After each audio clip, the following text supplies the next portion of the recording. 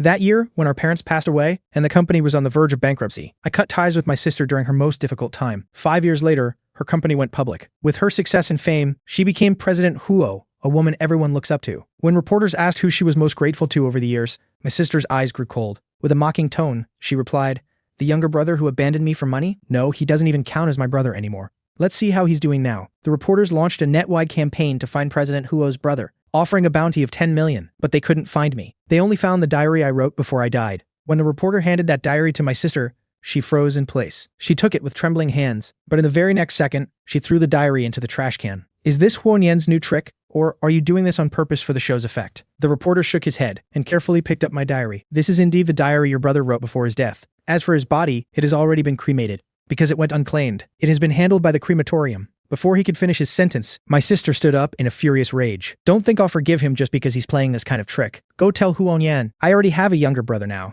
He means absolutely nothing to me. Even if he really is dead, I wouldn't care." The reporter looked at her in a tough spot. "Then what about this diary? How would you like to handle it?" My sister Huo Wantong sneered. "You read it. Let me see what kind of lies he can make up." "Hello, Mr. Diary. From now on, please take good care of me. You're the only one left to keep me company, right? Let me tell you. Today, I took the gifts my family bought for me, and as I was running away from home, I was caught by my sister. I originally didn't want to run into her. I just wanted to leave home quietly. But my sister was being very annoying. She grabbed my hand and told me not to leave, saying I was her only family left. At that moment, my heart trembled, but I still kept a cold face and questioned her. Now that the company's bankrupt, can you still buy me the motorcycle models I like? I spend money like water. Can you still afford to raise me instead of living with you? And trying to find ways to save money every day. But my sister got even more anxious, questioning who told me these things, and telling me not to be scammed. She also said she would work harder in the future, make lots and lots of money, and definitely let me live the life of a young master like before. But guess what I said? I'm willing to be scammed. Is it any of your business? If you are capable and have the money to raise me, I will still be your good brother. I would still come home. But when will you ever have money? My sister is such a strong-willed person, yet to make me stay, she actually knelt down. Pretty pathetic, isn't it? I turned my face away, and while she wasn't looking, wiped the tears from the corner of my eyes. Don't delay my future, I said, and even threatened to cut ties with her entirely. That slap really stunned my sister. She stood there, frozen, watching helplessly as I dragged my luggage away. I'm sorry, sister. It must have hurt a lot, right? After reading this page, the reporter took a deep breath. I didn't expect President Huo to rely on her brother so much. But when the camera turned to my sister, her expression showed no sign of being moved. She remained as cold as ever, just casually saying, I deeply regret it. I regret being so good to him in the past, only to raise an ungrateful wretch. Mr. Diary, I'm back again. Today, I went to another hospital for a follow-up examination. Honestly, how I wish the previous diagnosis was a mistake. That way, I could go back and tell my sister I regretted it. As long as I swallowed my pride, my sister would forgive me just like before. But life doesn't have that many miracles. That middle-aged doctor said to me with a serious face, "Where are your parents?" "Primary liver cancer. It's already in the late stage. You need to be hospitalized immediately." I didn't really understand, but the fear of death still made me burst into tears. I'm only 18 years old. The doctor looked at me with pity and wrote me a billing slip for hospitalization. I ran over to the payment machine to take a look, and finally, I sneaked out of the hospital. Forget it. My account is linked to my sister's main card. Let me save her some money. I'm dying soon anyway. Why waste my sister's money? Every penny she earns does not come easy. Ever since the contractor our parents worked with ran away, the project collapsed, and the capital chain broke. Under immense pressure, our parents ran around trying to fix it, but got into a car crash after a business dinner. They both passed away. The burden of the company fell entirely on my sister's shoulders. I saw with my own eyes the debt collectors who came to our door, emptying out all the valuables in our house just to get money. And my sister, in order to save a few $100,000 for my study abroad, knelt on the ground and kowtowed to them. But in the end, the assets were still seized by the bank. To pay off the debts, my sister went everywhere to borrow money, drinking at dinners until her stomach bled and she was hospitalized. But she had no time to see a doctor and no money for treatment. As soon as she woke up, she left the hospital and continued to run the business, begging everyone and acting like their servant. I cried and begged her to wait until she recovered before working. But she said she was made of iron and she would be fine. Tell me, isn't my sister quite silly? Actually, I wanted to share her burden. I wanted to tell my sister that I didn't need to study abroad, and I was no longer the pampered young master from before. I could give up everything, and I could even work part-time to make money and support her. But I never expected that at such a critical moment, I would get the most expensive disease to treat. Mr. Diary, do you also think I'm completely useless? The reporter's eyes turned red. It seems your brother truly had a hidden reason for leaving back then. Getting liver cancer at such a young age, it's really so pitiful. Huo Wantong sneered. This pity play is quite well acted. Reporter Lin, don't be fooled by him. Huo Nian is the best at lying. When he was little, he lied to our parents that he sprained his ankle, terrifying our entire family into running around in circles for him and sending him to the hospital. His acting has always been excellent. I hope so. Last night, I suffered from insomnia again. It's not that I don't want to sleep. I really just can't fall asleep. The illness is getting worse, and without buying medicine, I really can't endure the pain. But I don't have money. Now, there is something even more important. If I don't pay the rent, I'll be kicked out by the landlord. I'll really have to experience sleeping under a bridge, like I joked with my sister when we were kids. I used to read martial arts novels and thought it was so cool for a great hero to sleep under a bridge. But now that I've grown up, I'm actually very scared. With no money to spend, I had no choice but to take the gifts Mom and Dad gave me and list them for sale online. They were among the very few things I brought with me. But when people actually came to ask about them, I kept making up excuses to reject them. At the end of the day, I just couldn't bear to part with them. In the end, I was in so much pain and so terribly hungry, I really couldn't bear it anymore and withdrew $500 from the card. I'm sorry, sister. I spent your money again. After becoming poor, I found that my old habit of being a picky eater was cured. When I was so hungry, I almost fainted. I even picked out dirty buns that others threw in the trash to eat. Actually, they tasted pretty good. It seems poverty can cure all young master diseases. I went to the supermarket and bought a bag of steamed buns and a jug of mineral water. I went to the hospital to buy some medicine and saved the rest for rent. My teacher called me again. He urged me to study hard, saying it was a shame for someone with my good grades to suddenly skip classes. I was afraid he would contact my sister, so I requested to drop out of school. But the teacher still called my sister anyway. My sister just called me a moment ago. Her tone was stiff and cold. Nian, I know you don't want to have anything to do with me, and I don't care who you're clinging to, but you shouldn't give up the studies you were so proud of for her. Being so degenerate, are you doing justice to our parents? It's only been about 10 days since I heard my sister's voice, but it feels like such a long time, like half a lifetime. I covered my mouth, trying not to cry out loud, but the tears wouldn't stop. Sister, I miss you so much. On the other end of the phone, my sister grew impatient waiting and dropped another harsh sentence. If you keep acting like this, I really won't care about you anymore. She hung up the phone, but I cried for a long time. Dear diary, I think I'd better block my sister's number. Tomorrow, I'll go process my school withdrawal. The reporter noticed. President Huo looked a bit dazed. He paused for a moment, wiped the moisture from his own eyes, and turned to the next page. Dear diary, I moved. That original motel was $50 a night. It was too expensive. I ran around all day, searching the whole city. Finally, in a remote urban village in the south, I found a place. That only costs $30 a night. The room has 4 beds. A weird older man lives diagonally across from me. I looked at that girl gratefully. She sleeps in the bottom bunk. Her name is Xia Yang. She looked up and smiled at me. Don't worry, I've got your back. She is so nice. That night, I took my medicine and slept very peacefully. I had a dream. In it, Mom and Dad took me and my sister to Disneyland. Knowing that I love Iron Man, my sister went to wait in line for hours for me. When it was finally her turn, she called my name and pushed me in front of the guy in the Iron Man suit, finally getting to take a photo with my idol. I smiled so hard my eyes turned into crescents. Mom, Dad, and my sister were just a few steps away, watching me happily. But when I turned around after the photo, they had all disappeared. The clear blue sky suddenly turned pitch black. I was terrified, but no matter how hard I looked, I couldn't find them anywhere. I woke up with a start, covered in a cold sweat. Sister Xia Yang looked at me with concern. Are you okay? I shook my head. She asked me why I was living here.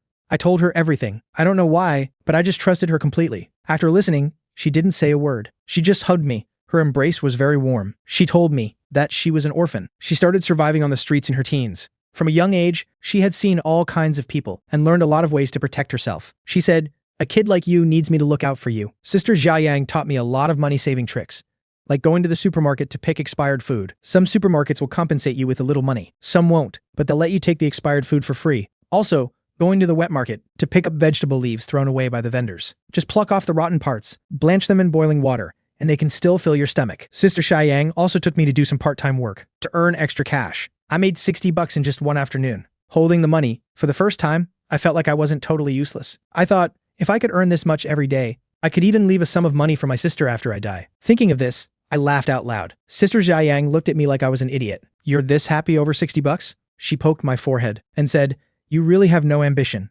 except for having to be on guard against that weird older man every day and having to rush to wash up and get into bed first because the motel cuts off power and water at 10 p.m. Living in this motel during this time has actually been quite happy. It's almost time for the power out again.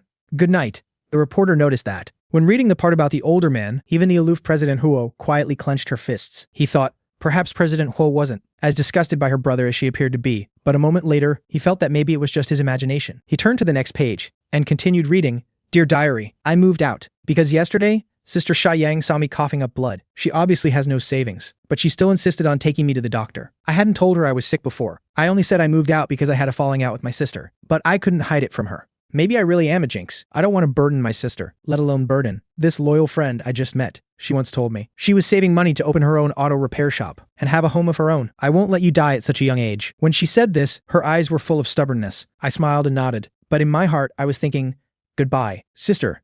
Early the next morning, I dragged my meager luggage and quietly left. Squatting to write the diary is making my legs numb. Wait a second, let me take a breather. Okay, my health has been worse lately. I've started throwing up blood. I just couldn't hold it back and threw up again. Passers-by saw me like this and were badly frightened. They stayed far away, pointing and whispering. I curled up into a ball, and it took a long time before I lifted my head. Then I realized blood had dripped onto the diary. I hurriedly tried to wipe it with my hand, but the blood stain only smeared larger. I'm sorry, dear diary, for getting you dirty too. I didn't mean to. It just hurts so much I can't control it. While I was squatting on the ground trying to recover, a lady in shabby clothes walked up to me and stuffed some money into my hand. No matter how much I tried to refuse, she just dropped the money and ran. I quietly followed her and saw she was with her husband, and her husband was holding a very young child. She tucked her hair back, kissed the baby's cheek, and busily went back to peddling fruit. I waited there for a long time, until it got dark. Half my body was frozen stiff, and more than half of their fruit was still unsold.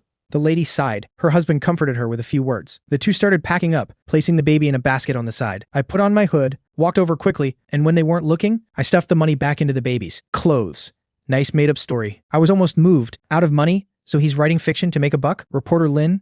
There's no need to read any further. I'm ridiculous too, actually sitting here wasting so much time. Since he's playing dead and doesn't dare to face me, then I'll just treat him as if he's really dead. I don't care anyway. Saying this, she stood up and turned away without a shred of attachment. The interview came to an abrupt end. However, this interview episode went viral. Someone dug up news from 5 years ago. After President Huo cut ties with her brother, showing her frequently visiting a psychological clinic, people deduced that due to her parents' passing and her brother's betrayal, President Huo suffered from severe depression, and after the company improved, she adopted a new younger brother. Meanwhile, the diary of President Huo's biological brother sparked heated discussions among netizens. Some scolded the brother for seeking attention by playing dead. They said he left his own sister for money back then, leaving her alone to face the crisis of bankruptcy, which dealt a huge blow to her mental state. Now that he sees his sister is successful, he's playing the victim to gain sympathy, even making up a diary like this. It's a pity President Huo already has a new brother. Rumor has it that to celebrate his 18th birthday, she rented out an entire amusement park and gifted him a limited edition sports car. Saying she pampers him to the extreme is an understatement, but many others felt there might be a hidden truth. The diary feels incredibly real, and the emotions are very sincere. I don't believe someone who can write this would be that kind of person. Regardless of the opinions, netizens are all eagerly looking forward to it. What will President Huo's brother write in his next diary entry? For the sake of ratings, the TV station reporter contacted President Huo again, asking if she agreed to make her brother's pre-death diary public. Whether she didn't believe it or truly didn't care, President Huo's assistant stated that President Huo said, "This diary has already been handed over to your TV station. Whether it is made public or destroyed, she has no objections." He added that President Huo made it clear she only has one younger brother. Huo Yu? Haha, so satisfying. Some netizens felt it was incredibly satisfying. So satisfying.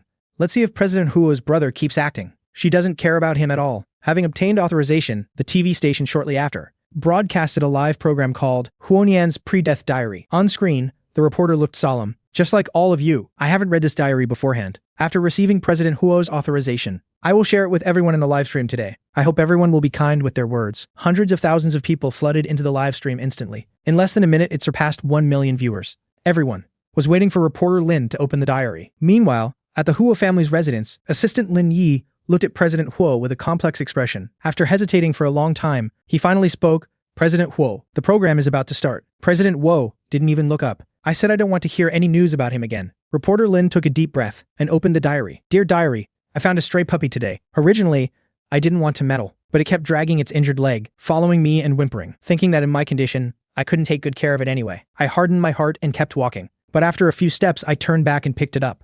In that instant, the little yellow dog's eyes suddenly lit up. It kept licking my palm with its tongue. I sighed. It must have figured out I have a soft heart. I named it Chang Sheng, hoping it will be blessed and live a long life. Unlike me, whose life will be cut short. I took it to the pet hospital. The examination fee alone emptied my wallet. The follow-up surgery cost 2,000 yuan. If it doesn't get the surgery, it will die. I looked at Chang Sheng in my arms and cautiously begged the doctor, asking if I could bring him back for the surgery in a few days. I had no money. We can't delay it any longer. Tomorrow at the latest. Holding Chang Sheng, I walked out of the pet hospital, sitting at the corner of the street in a daze. I talked to him. "You're so silly. With so many rich people around, why did you have to find a dying person like me? And if that wasn't bad enough, I'm also incredibly poor. Where am I going to find 2,000 yuan for you?" The puppy couldn't understand what I was saying. It just happily wagged its tail, celebrating having a home. Looking at him, my eyes grew wet again. Because of this, I had no choice but to walk to an ATM. I hesitated, wanting to withdraw 2,000 yuan. Just one last time. "Sister, this will be the last time I spend your money." But to my surprise, my sister had deactivated my supplementary card. My heart skipped a beat, but it made sense.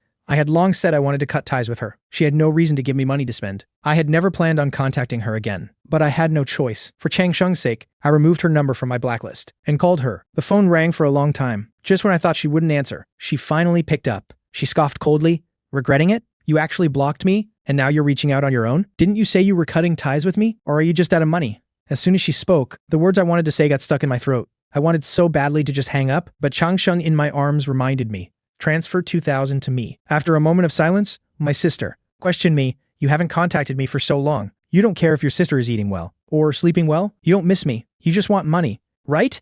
I bit my lip hard. A salty taste welled up in my throat, but I forcefully swallowed it down. You want money, right? I'll give it all to you. Are you satisfied? I shouldn't have had any expectations of you. Nian, you truly are heartless. From today onward, I am severing our sibling relationship. She hung up the phone. I couldn't hold it in anymore. I crouched on the ground, held Changsheng, and threw up. Snow. So much snow. But falling on the dark pavement, it didn't seem to leave much of a trace. Changsheng seemed terrified. He kept whimpering, licking my cheek. I stroked him comfortingly. It hurt, but I was numb to it. Actually, my heart ached even more. Looking at my phone, I had received the 20,000 yuan she transferred. Bank notice, your account ending in 0000. Current balance, 20,000.00 MB. I realized she had already blocked me. I held Changsheng and cried for a long time. I knew my sister truly didn't want me anymore. I used to wish she would forget me and cut ties with me. Now that she actually did it, I was so heartbroken I could barely breathe. Changsheng, I don't have a home anymore. The live chat comments flew by rapidly. Why is this so tragic? Even if this guy faked his death and made up the story, my God, I'm already tearing up.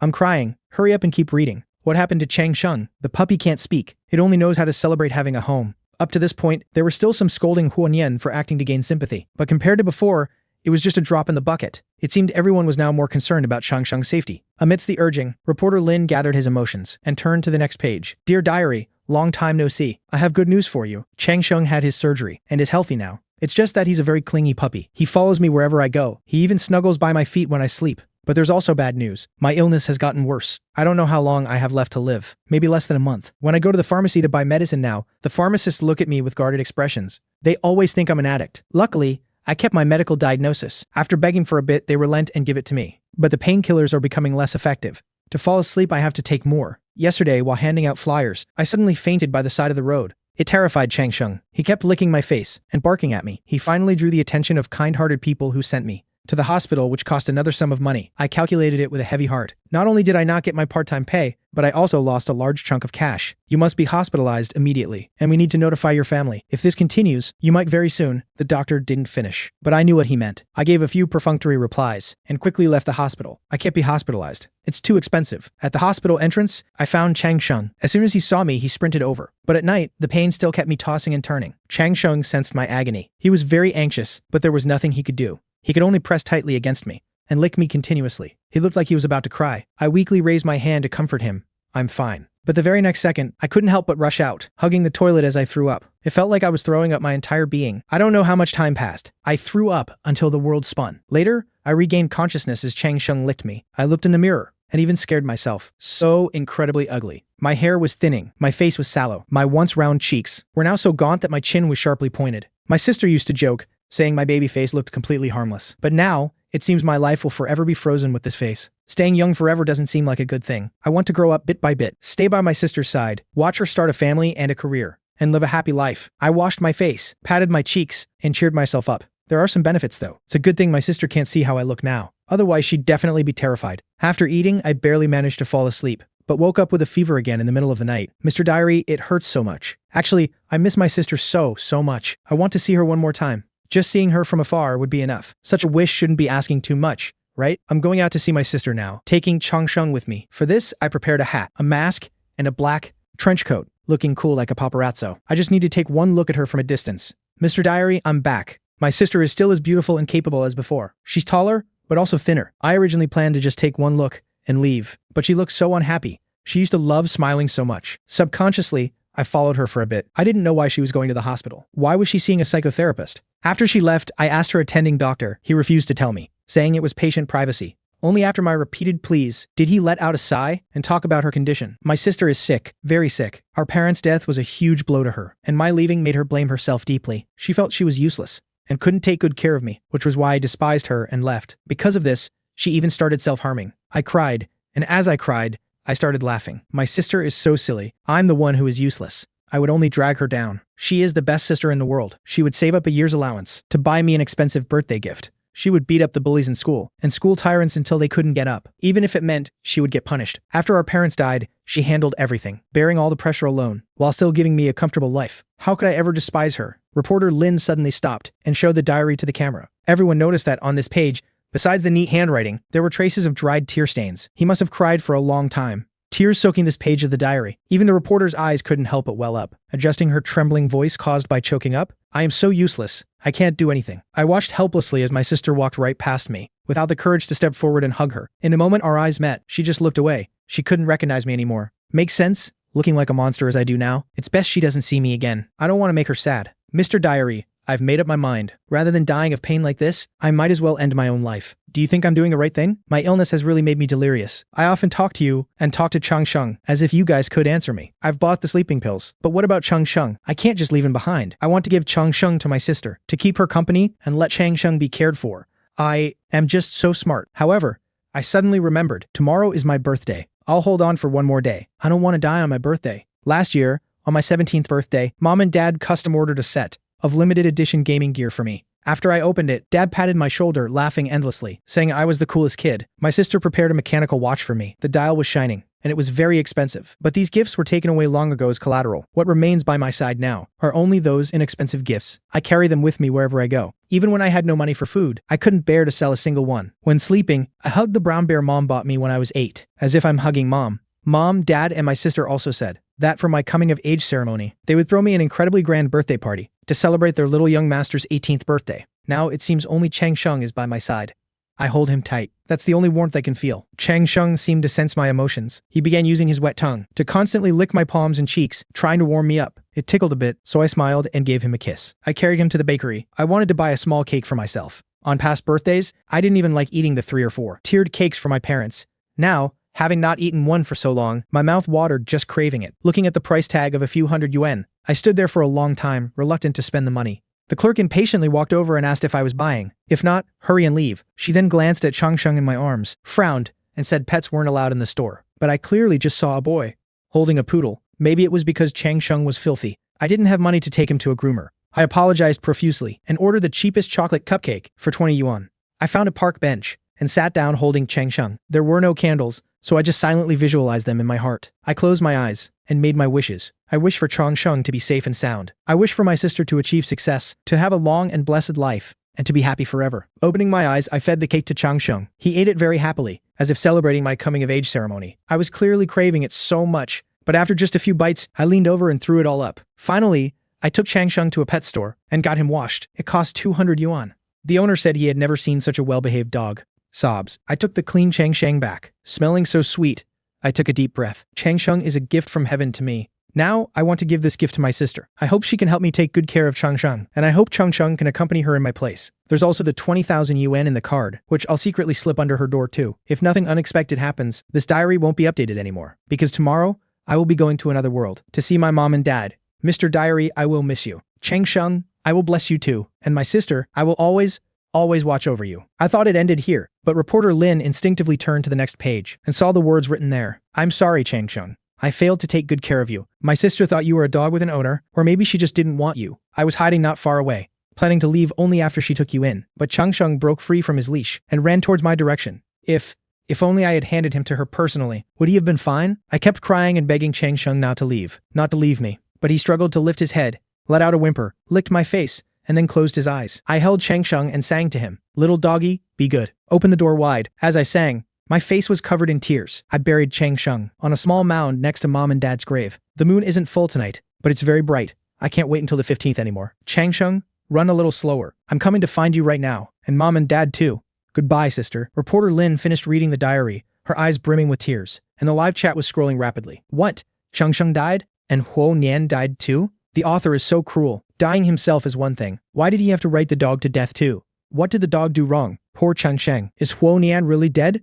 Or is it fake? It's just a publicity stunt. Can anyone tell me? Based on police records and our investigation, Nian passed away 5 years ago. This is not a publicity stunt. Please respect the deceased and watch what you say online. As for this diary, we will preserve it. We will no longer respond to any other questions. Thank you all. Subsequently, reporter Lin ended the live stream. The netizens' curiosity could not be satisfied, so they flooded President Huo's Weibo with direct messages. With so many people commenting and searching on her profile, it even hit the trending searches. President Huo's brother Huo Nian is dead. The contents of Huo Nian's diary before his death. Is the death of President Huo's brother real? Is the diary real? Meanwhile, the sister mentioned in the diary made a post online.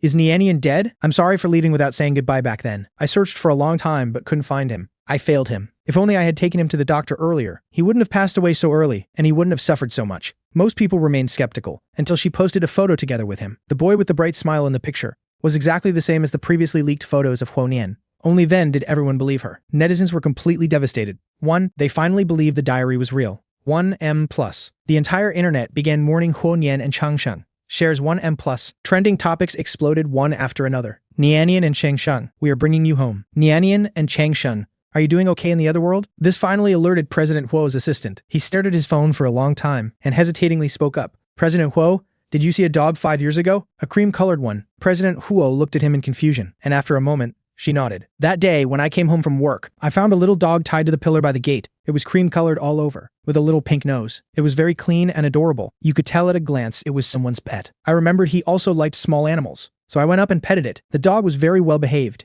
wagging its tail at me constantly. I figured the owner would be back soon, so I went inside. Not long after, I heard a commotion outside. I walked to the window to take a look. A boy was crying in the middle of the road, holding that little dog. He was crying so heartbrokenly. That must have been the dog's owner. I heard the dog hadn't seen its owner for a while, got anxious, broke free from the leash, and was hit and killed by a car. The assistant froze. Suddenly, his phone dinged. He looked down at the file that had just been sent to his phone, and his heart skipped a beat. President Huo, I'm sorry. Recently, I investigated the diary behind your back, and your brother's whereabouts. He is really dead. The police registered his death certificate 5 years ago. It's real. It can't be faked. He committed suicide by taking poison. That diary is also real. After saying this, the assistant didn't dare to look at President Huo's reaction. He just tapped on those trending topics. Take a look at what Huo Nian went through. Afterwards, his diary has been made public across the whole internet today. I figured you would want to know.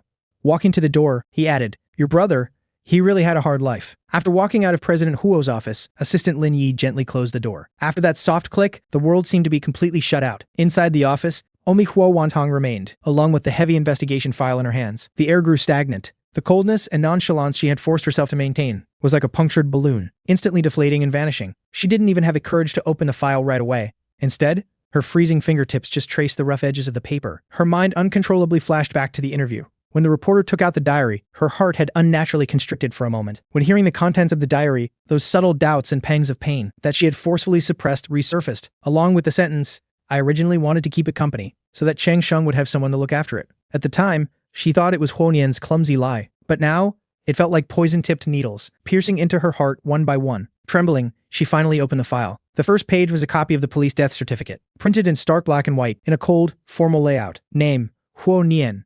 Gender, male. Date of death, that autumn, 5 years ago. It was just 3 months after their last phone call. Cause of death, location of discovery, in a small grove by the river on the outskirts of the city, close to what he had mentioned in his diary, next to where their parents' ashes were buried. Discovered by an old man walking his bird at dawn. Handling of remains, due to being unclaimed, cremated by the funeral home, according to regulations. Ashes temporarily stored, overdue and subsequently disposed of ecologically. Every single word felt like a blunt knife, sawing back and forth against her heart. The word unclaimed materialized into an actual slap, striking her fiercely across the face. What was she doing back then? She was immersed in the anger and pain of his supposed betrayal. Perhaps she was receiving treatment at some psychological clinic, or forcing a smile at a cocktail reception. Perhaps she hadn't even thought about verifying whether he was still living safely somewhere. Attached at the back were copies of several photos from the scene. The resolution was low, but enough to clearly see the situation at that time. A young man so thin he was almost emaciated was quietly leaning against a tree trunk. He was wearing that black trench coat mentioned in his diary, the hood covering over half of his face. Empty medicine bottles and sleeping pill blister packs were scattered at his feet. In his arms, he was tightly holding an old, worn-out brown bear plushie. Hu Wantong recognized it at a glance. It was the birthday gift their mother had given him when he was 8. He had actually kept it with him all this time. There was also a photo of where the diary was found. It was right by his side, carefully wrapped in a plastic bag, as if he was afraid the morning dew would get it wet. Even up to the very end, he was protecting this diary, the only thing he could confide in. Huo Wantang's breathing became rapid, and her vision quickly blurred. She suddenly covered her mouth with her hand, but she could not suppress the broken whimpers surging up from deep within her chest. The tears she thought had dried up long ago now burst forth like a broken dam, scalding her skin as they fell. Nian, my Nian, she murmured, her voice so hoarse it didn't even sound like her own. It wasn't a made-up story. He was truly sick. He was truly destitute. In the final moments of his life, he truly was, enduring the torment of illness and the coldness of the world. Yet, He was still constantly thinking about her, his incompetent sister. He deliberately said those awful things and pushed her away in the most hurtful manner possible. It was because he loved her too much, loved her so much that he'd rather bear all the infamy and pain himself than become a burden to her. And what about her? What had she done? She had believed his act. She had hated him for 5 years. Even upon hearing the news of his death, she had said, even if he's dead, I wouldn't care. Such awful things. She had adopted a new younger brother, trying to use him to fill the void Nian had left behind. Yet she never truly tried to understand his absolute resolve back then. Immense regret and guilt washed over her like a tidal wave. She remembered their last phone call. He choked back tears and said, I've given you everything. Are you satisfied? I shouldn't have ever held on to any hope for you. Huanifei, you really have no heart. Then he ruthlessly hung up the phone and blocked her. How much it must have hurt him to hear those words back then. Was he coughing up blood again? Was he holding that little dog named Cheng Sheng, crying uncontrollably? The long-suppressed pain finally broke through her throat, turning into a miserable, piercing wail. Huo Wantang could no longer hold herself up. She slipped from her chair, slumping onto the carpet. Like a lost child, she curled herself up and wept aloud. In that crying, there was nothing but despair, self-blame, and irreversible agony. She pounded the floor fiercely, her nails nearly digging into the expensive carpet fibers. I could have saved him. I could have recognized him. Why didn't I recognize him? This thought repeatedly gnawed at her sanity. That day outside the psychological clinic, that emaciated paparazzi wearing a mask and hat was her Nian. He just looked at her like that. Yet she coldly looked away. If only she had stopped walking back then. If she had just gone up to ask him.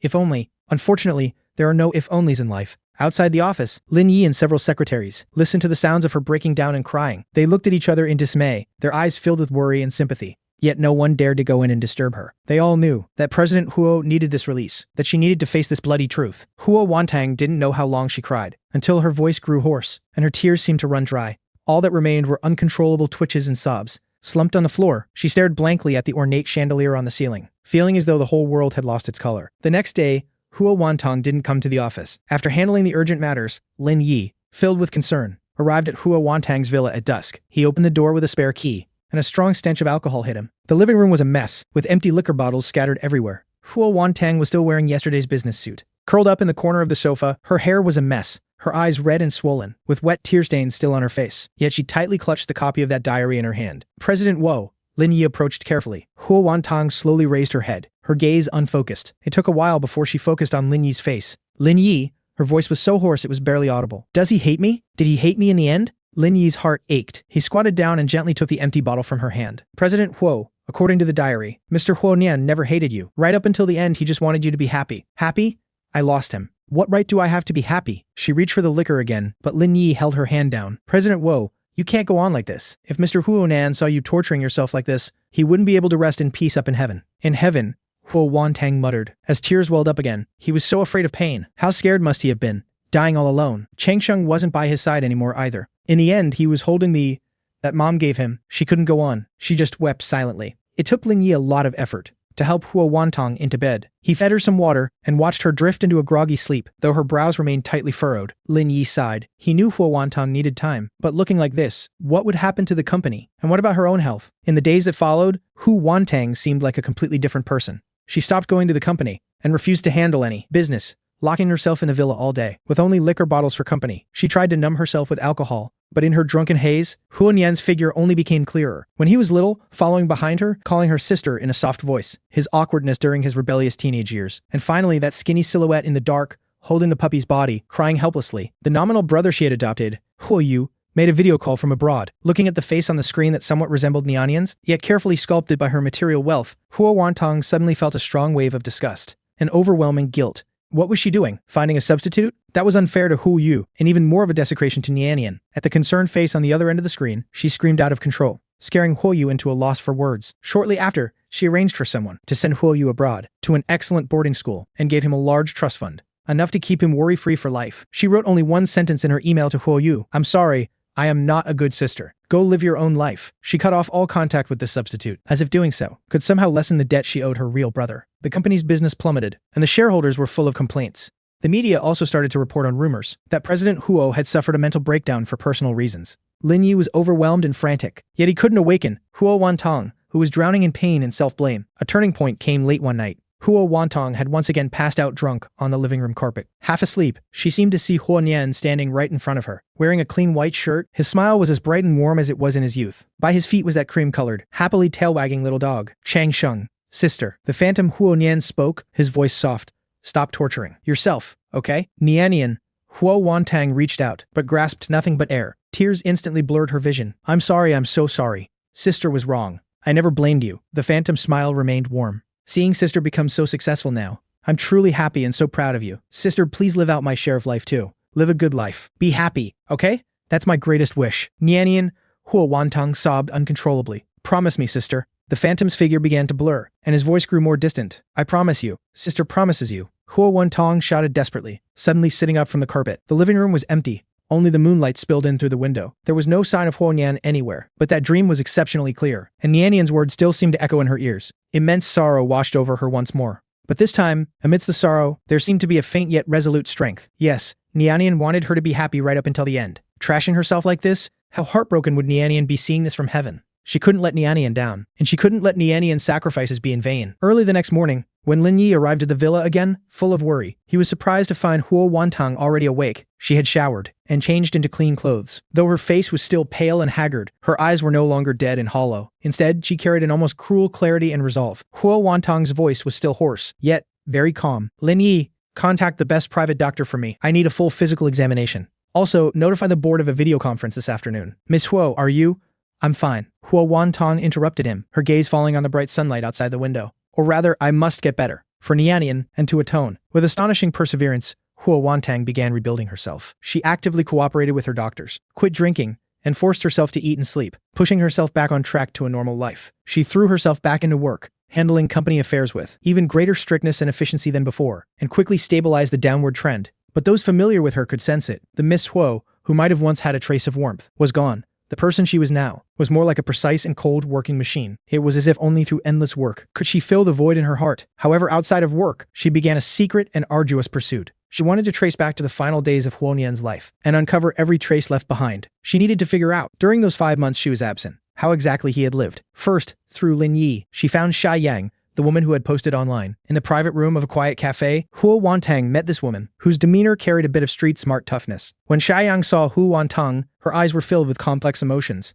There was sympathy, reproach, and a trace of relief. Miss Huo, you finally came. Sha Yang sighed. I tried to find you, but your assistant stopped me. I thought you truly didn't care about Nian anymore. I do care. Huo Wantang's voice was low, carrying a barely noticeable tremble. I was just blind, a fool. Please, tell me everything about Nian. Sha Yang looked at the seemingly formidable woman before her, whose eyes hid a bottomless sorrow, and her heart softened. She began her story. Starting from that dingy motel in the urban village, she spoke of Nian's innocence and stubbornness. She recounted him coughing up blood but refusing to go to the hospital, how she had to press him just to find out he was terminally ill, and how she had pulled out all her savings to pay for his treatment. He was so sensible that it broke my heart. Sha Yang said, her eyes turning red. He kept saying he couldn't be a burden to me. He said I didn't make money easily, and that I needed to save up to open my auto repair shop. When he left, he only took a few items of clothing. And that battered teddy bear. I searched for him for a long time after that. I went everywhere he could have possibly gone. Hospitals, parks, under bridges. But this city is just too big. I couldn't find him. Sha Yang choked up. If only I had kept a closer eye on him.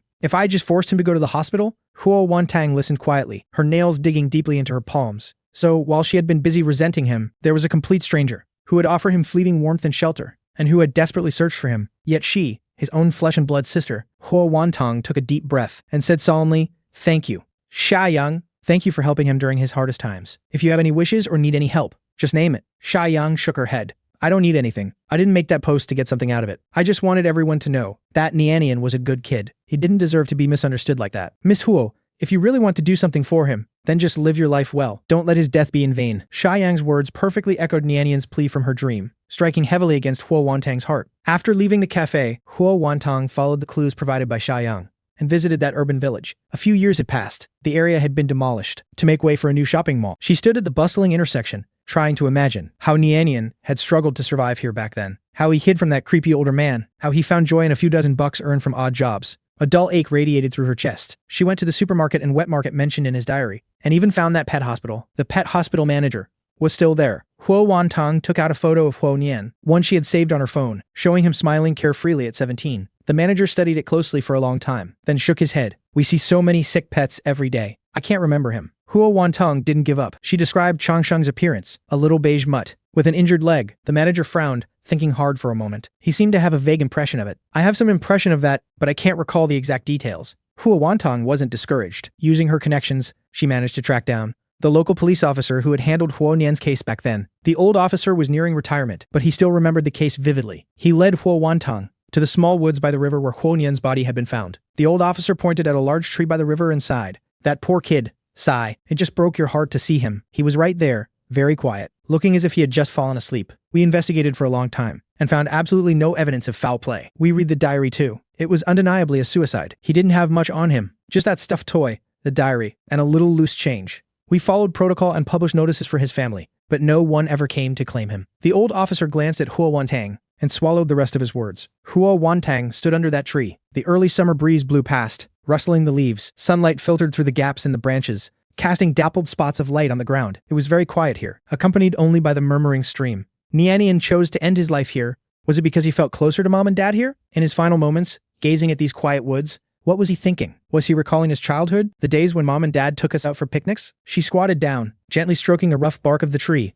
as if she could still feel the lingering warmth of her brother. Tears slipped silently down her face, falling into the soil. Nian, your sister is here. I'm sorry I came too late, she whispered, her voice breaking in the wind. Finally, Huo Wantang went to the cemetery where her parents were buried. Beside her parents' joint grave, she found a small, inconspicuous mound of earth. According to the diary, this was where Cheng Sheng had been buried. The mound was now overgrown with green grass, dotted with nameless little wildflowers. She carefully cleared away the surrounding weeds, and then, beside Cheng Sheng's tiny grave, she personally buried a small, exquisite urn. Inside were the ashes of his original diary. She had hired experts to use a special technique to cleanly incinerate the diary into ash. Then, she brought the ashes back. She stroked the small mound of earth and whispered, Cheng Sheng, thank you for staying with Nian in his final days. Now, please continue to stay here with him, with mom and dad, okay? After doing all this, Huo Wantang stood before her parents' grave, looking at their kind faces on the tombstone. She bowed deeply 3 times. Her voice was calm and firm. Mom, Dad, I'm sorry. I didn't take good care of my brother. But I promise you, from now on, I will carry Nian's share with me and live my life well. I will do something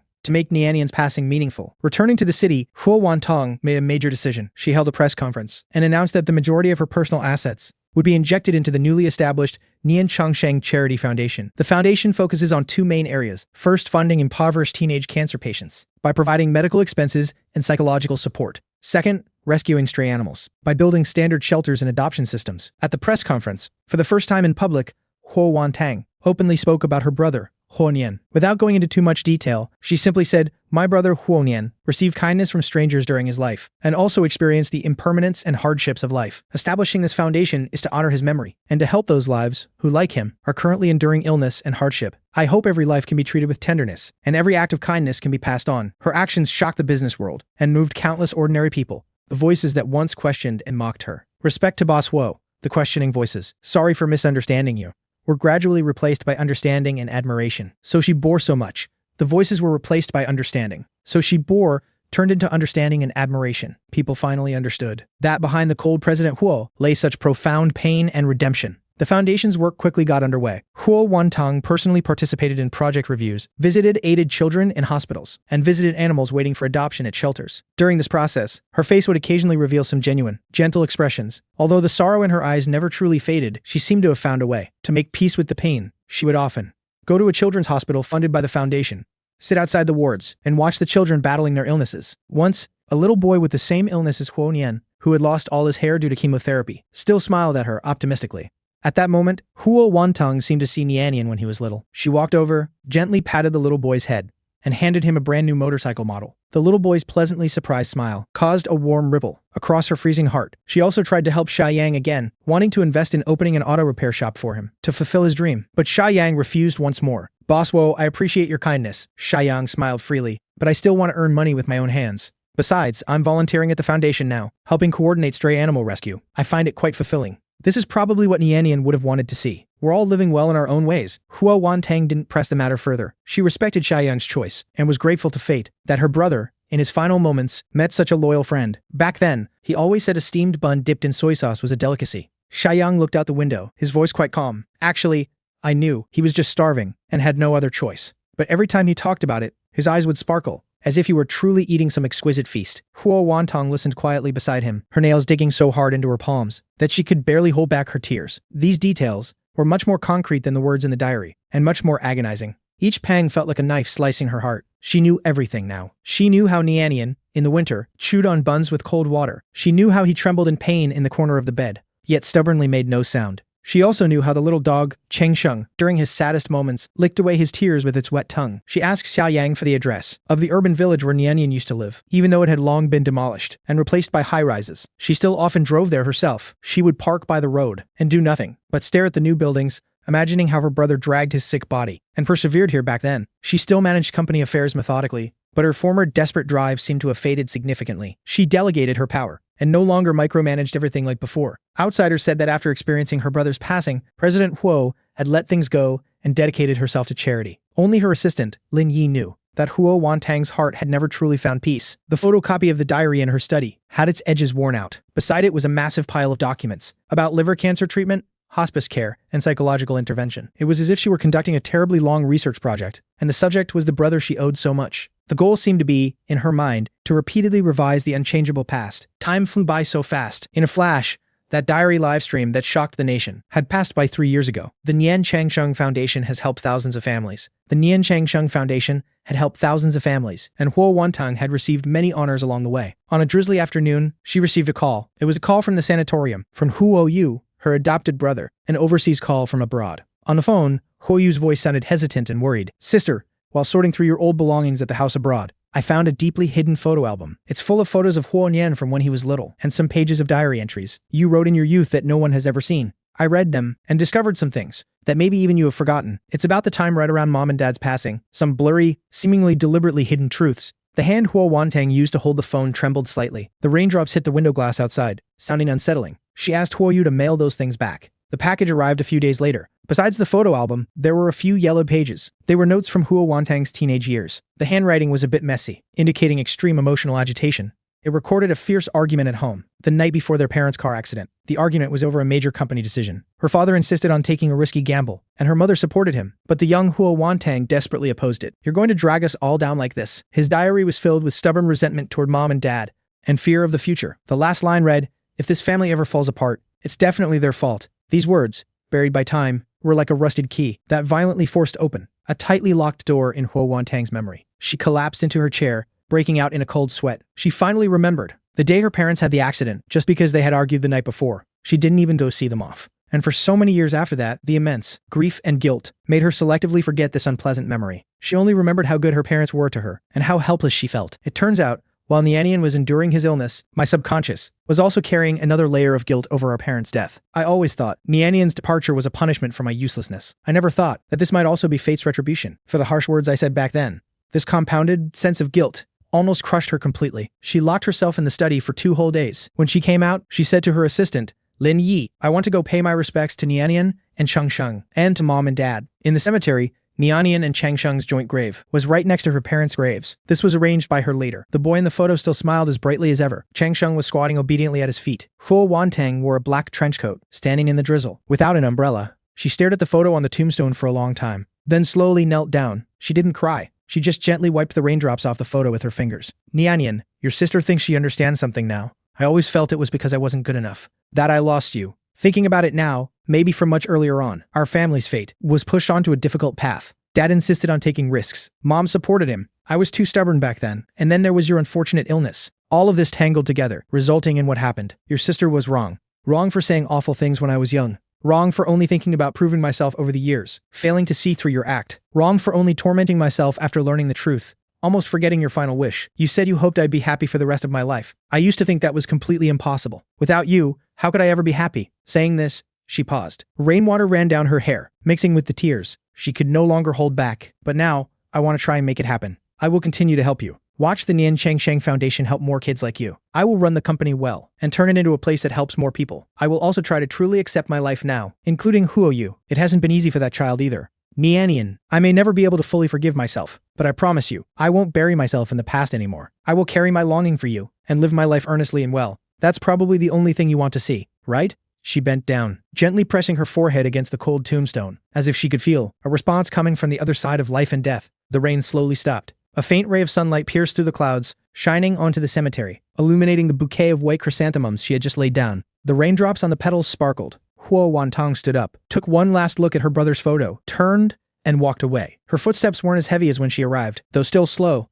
they carried a steadier feel. The wind blew through the pine forest next to the cemetery, rustling softly. Like a sigh, or a whisper of relief. It seems the story could conclude here. A story about forgiveness and redemption, about how to keep moving forward despite the scars. Huo Wantong's life had finally turned past its most painful and tragic page and begun to write its next chapter. That chapter would surely still hold deep longing, but perhaps it would also gradually let in a bit of her own peaceful light. Huo Wantong's pace of life quietly changed. She was still busy, but it was no longer that self-punishing, almost frantic kind of busy. She started seeing a therapist regularly to face her deepest, complex emotions regarding her parents' deaths and the resulting overprotectiveness and subsequent guilt toward Nian. This process was not easy, often accompanied by insomnia and mood swings, but she pushed through it. Her relationship with Yu also entered a new phase. After receiving that old photo album and diary fragments, she took the initiative to make a long overseas call to Yu. She didn't over-explain the past entanglements. She just sincerely thanked him, thanking him for showing her the corner she had forgotten. She told Yu she understood the alienation and insecurity he must have felt, and made it clear that regardless of blood ties, they were a family now. She hoped to build a more genuine connection with him in the future. Take care of yourself, sis. The Nian Changsheng Foundation, under her continued investment and professional management, continued to expand and scale. She was no longer satisfied with just financial aid, and began assembling professional medical social work teams to provide psychological support and hospice care for the beneficiaries. At one of the foundation's annual dinners, a young girl who had been helped held her hand. Tears streamed down the girl's face. Auntie Huo, thank you and brother Huo Nian for giving me a second life. At that moment, what welled up in Huo Wantong's heart wasn't just gratification, but a bizarre sense of peace, as if Nian's life was continuing in another way. She would still visit the cemetery, but was no longer constantly drowned in sorrow. Sometimes she would bring a bouquet of Nian's favorite sunflowers. Sometimes she would just sit quietly for a while, updating them on the foundation's status or venting about troubles at the company, just like when her brother was still around. Once, she even placed a brand new toy in front of Changsheng's small tombstone. Changsheng, take good care of him. Time flew by. Another 2 years passed. After a business forum ended, in the hotel lobby, Huo Wantong unexpectedly ran into an acquaintance, the reporter surnamed Lin, who had first found the diary and hosted the live stream back then. Reporter Lin was now a highly reputable media figure in the industry, with a touch of gray at his temples. Reporter Lin smiled and stepped forward to greet her, a subtle hint of inquiry in his eyes. President Huo, it's been a long time. Huo Wantong nodded in response, her tone calm. I hope you've been well, Reporter Lin. The two sat down in the hotel cafe. After some pleasantries, Reporter Lin hesitated for a moment before speaking up. President Huo, have you been doing okay these past few years? Huo Wantong gently stirred the coffee in her cup, her gaze sweeping over the bustling street view outside the window. She slowly said, not exactly good, but not bad either. I've learned to make peace with myself and to coexist with the past. I suppose this is what growing up means. It's just that the price I paid was too high. That diary changed many people, including me. It made me understand more deeply the fragility of life and the weight of family bonds. I've always wanted to find a chance to formally say thank you. And I'm sorry for uncovering the truth in that way back then. For uncovering the truth in that way. I'm the one who should be saying thank you. It was you who brought Nian's final voice to me, even though the process was painful. Without that diary, I might have lived in a lie of my own making forever. That would have been truly unfair to him. After a moment of silence, Reporter Lin seemed to have made up his mind. From his briefcase, he took out a slightly yellowed craft paper envelope and pushed it in front of Huo Wantong. Huo Wantong was a bit confused. This was found when sorting through Huo Nian's belongings, kept together with a diary. At the time, I felt the timing wasn't right, so I kept it with me. Now I think it's time to give it to you. Huo Wantong's heart skipped a beat. She took a deep breath and carefully opened the envelope. Inside was not a letter, but a slightly faded color drawing. The paper was clearly torn from a notebook, with jagged edges. On the drawing was a scene carefully depicted with colored pencils. A clear blue sky, bright sunshine, and lush green grass. A girl with a ponytail, smiling brightly, was clearly Huo Wantong in her youth, holding a little boy, Huo Nian, in one hand, and a cream-colored puppy, Changsheng, in the other. Mom and Dad stood behind them, their faces beaming with happy smiles. In the top left corner of the drawing, written in crooked but extremely earnest handwriting, were the words, My family, author, Huo Nian. Wish, I hope my sister is happy forever. On the back of the drawing was a line of even smaller scribbled handwriting. It was added by Huo Nian later. The ink was darker. Sister, I'm sorry, and I love you. Tears instantly blurred Huo Wantong's vision. She seemed to see that emaciated boy, tortured by illness, in the final moments of his life, enduring the pain, using his trembling hands to sketch out, stroke by stroke, the reunion he longed for most, yet could never achieve. He had no resentment, only apology and love. She tightly gripped that thin piece of drawing paper, as if it were the most precious treasure in the world. As a tear fell onto the drawing, she hurriedly wiped it away gently with her fingertip, terrified of blurring the mark her brother left behind. Choking back tears, Huo Wantong said to Reporter Lin, and to herself, he was always thinking of me. Reporter Lin, with red-rimmed eyes, nodded silently. That night, Huo Wantong carefully framed the drawing and hung it in her study, right next to the copy of that diary. She stood before it and looked at it for a very long time. In the days that followed, Huo Wantong would still be the formidable President Huo in the business world, and the Nian Changsheng Foundation's powerful founder. But deep down in her heart, there was a corner that would forever remain soft for that 18-year-old boy and his puppy. She no longer tried to forget. Instead, she chose to remember. Carrying this heavy love, she continued to walk through this world, striving to live the way he would have wanted to see. She knew the rainy seasons of life might come again, but in her heart, she had already, for herself and Nian, opened an eternal, warm umbrella. The ending of the story wasn't perfectly happy, but at least it moved towards a kind of scarred, authentic wholeness. Huo Wantong's life gradually formed a new normal. That drawing, titled My Family, was like a tiny beam of light, illuminating the coldest corner deep within her heart. It didn't erase the sorrow, but miraculously dissolved the sharp edge of her self-blame. She realized that what Nian left her wasn't just pain and regret, but also such pure love and blessing. This realization truly gave her the strength to keep moving forward. She began to proactively plan her life, rather than just focusing on work. She picked up oil painting again, a hobby from her youth, and enrolled in a weekend class. The studio was filled with the scent of turpentine, and the feel of the brush stroking the canvas brought her a long-lost sense of peace. She painted landscapes and still lifes, but never attempted to paint people, especially her family. That drawing was Nian's unique masterpiece, and she couldn't bear to copy it. Her relationship with Huoyu also became much more natural. After graduating from college, Huoyu chose to return to China, but didn't join the Huo group. Instead, relying on his own abilities, he joined a tech startup. Huo Wantong respected his choice, only offering advice as an experienced professional. When he encountered career dilemmas, rather than giving orders, they would occasionally have dinner together, chatting about work and life, like a pair of harmonious siblings. Once, Huoyu brought his girlfriend to meet her. The girl was a bit nervous, but Huo Wantong smiled gently, handed her a red envelope, and said, "Get along well, and be understanding of each other." In that moment, she seemed to see that, if Nian were still alive, as his sister, she might have experienced a similar scene. The influence of the Nian Changsheng Foundation grew day by day. They began cooperating with top domestic medical and research institutions, funding early screening for liver cancer and targeted drug research. Huo Wantong was no longer just a donor. She would personally participate in some project discussions, offering advice from the perspective of a patient's family member. During a project review meeting, a young researcher excitedly presented a new detection technology. This new detection technology was expected to increase the early detection rate of liver cancer by 30%. As Huo Wantong listened, her eyes grew slightly hot. She remembered that Nian was already in the late stages when diagnosed. She dug her nails into her palms, suppressing her surging emotions. If there had been a chance for earlier detection, she became even more determined to support this kind of research. Time flowed peacefully, until one autumn afternoon, Huo Wantong received a call from the sanatorium. It was about Sha Yang. Miss Sha Yang has fallen ill. It's from overwork. The situation isn't very optimistic. She hopes to see you. Huo Wantong immediately canceled all her plans and drove to that small town. In the ward filled with the smell of disinfectant, Sha Yang was much thinner than she remembered, and her face was pale, but her eyes remained clear and stubborn. Seeing Huo Wantong, Sha Yang smiled weakly. "President Huo, you're here." Huo Wantong sat down by the bed, gently holding her frail hand. "Don't call me President Huo, just call me Wantong." Sha Yang shook her head and took a breath. "I'm used to it. Besides, you are President Huo. I don't have much time left. There's something I've been thinking about, and I feel I should tell you." Huo Wantong's heart tightened. "Tell me." Sha Yang's gaze drifted to the window, as if recalling a memory. "Before Nian passed away, he actually left a message for you. It wasn't written in his diary. He was in really bad shape that day. He was in so much pain. While in a daze, he grabbed my hand and said, 'Sister Yang, if my sister ever finds out, please tell her for me.'" Sha Yang paused, her breathing slightly rapid. Huo Wantong hurriedly offered her water, but she waved it away, insisting on finishing her words. He said, "Tell her not to be sad for too long. She needs to find someone to be with her, so she won't be left alone like mom and dad left her. And tell her to eat a warm meal every day." Her voice grew weaker, and the last word was almost inaudible. Huo Wantong's tears fell silently. "Don't be sad for too long. Find a companion.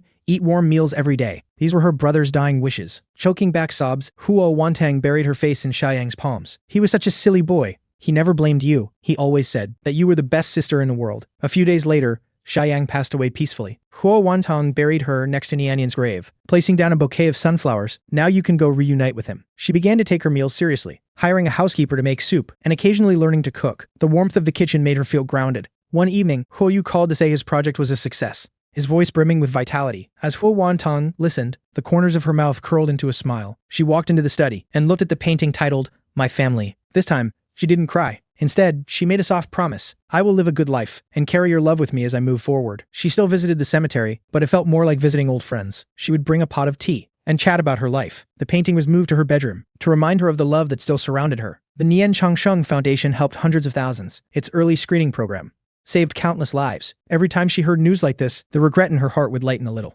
At an international charity forum, someone noted that Nian Changsheng is full of Eastern philosophy. Remembering the departed teaches us to cherish life. Huo Wantong smiled in peace. "This has indeed become the path I walk." Huoyu's successful project made him a rising star in the tech world. He brought his girlfriend Linwei to meet her. The braised pork the girl cooked had traces of their mother's recipe. Huo Wantong felt a surge of warmth in her heart. 10 years passed. Frost touched Huo Wantang's temples, and her eyes grew even more serene. She gradually stepped back from management, focusing solely on strategy and charity, and filled her garden with sunflowers and white chrysanthemums. When a documentary director contacted her, wanting to film the story of Nian Shangsheng, she thought it over and agreed, but insisted on total authenticity. The focus was to be on the foundation's work. On camera, she appeared calm and composed, her eyes lighting up when discussing the foundation. How did you step out of the shadows of the past? You don't step out of it. You learn to carry it with you. The people we love become a part of us. Nian Shangsheng is about carrying that longing to create more possibilities for life. The documentary deeply resonated with the public. Her story became an inspiring example of rebuilding after being broken. At Huo Yu's wedding, she looked at the newlyweds on stage,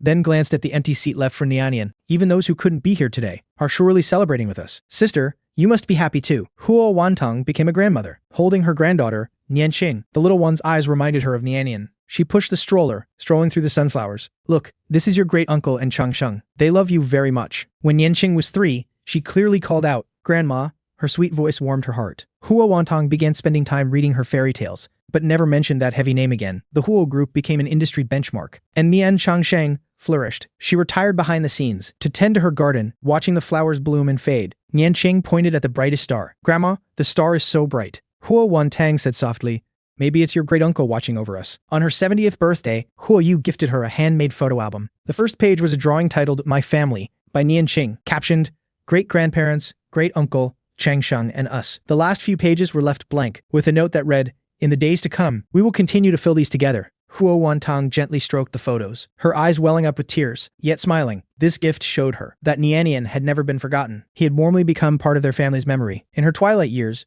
she organized her old belongings, labeling them carefully, so Nianqing would always know their family's roots. Ultimately, having devoted her life to charity, President Huo passed away peacefully. Before she left, she said with tears in her eyes, Mom, Dad, Nian, you've come to take me home. I'm sorry, I didn't take good care of Nian. I had never seen an elderly person cry so heartbrokenly. But in the end, President Huo left very peacefully, with a childlike, content smile on her face.